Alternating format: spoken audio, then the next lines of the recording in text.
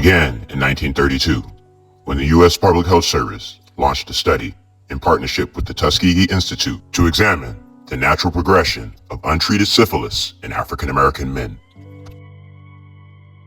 These men, mostly poor sharecroppers, were told that they had bad blood and promised free medical care, meals, and burial insurance. What they weren't told is they were being deceived.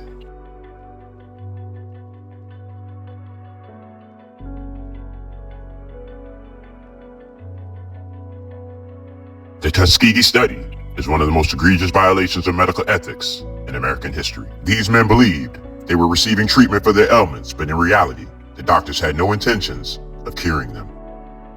399 of these men had syphilis, while 201 others, serving as a control group, did not. For years, they were examined, poked, and prodded, while doctors tracked the debilitating effects of the disease in their bodies. Even when penicillin became a standard treatment for syphilis in the 1940s, these men were deliberately denied the drug.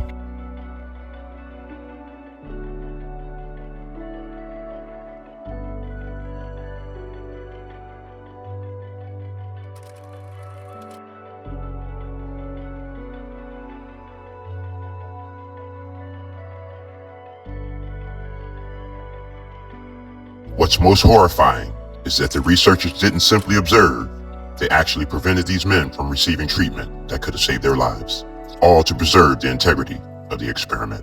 Over the course of the next 40-year study, many of the men suffered horribly. The disease ravaged their bodies, leading to blindness, mental deterioration, heart failure, and death.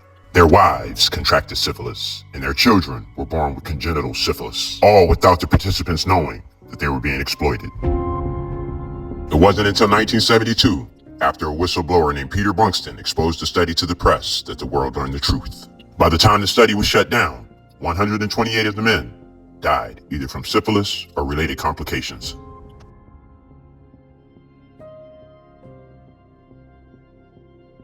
The revelation of the Tuskegee study shocked the nation and highlighted the deep racial inequalities in the healthcare system. It was a brutal reminder of the mistrust that many African Americans have towards medical institutions, a mistrust that continues to this day.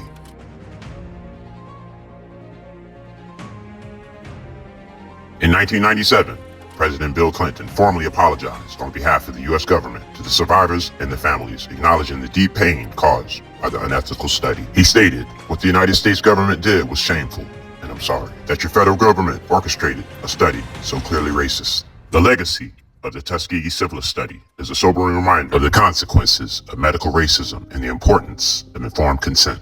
The 399 men who were betrayed by their government paid the ultimate price, but their suffering paved the way for reforms to continue to shape medical ethics today.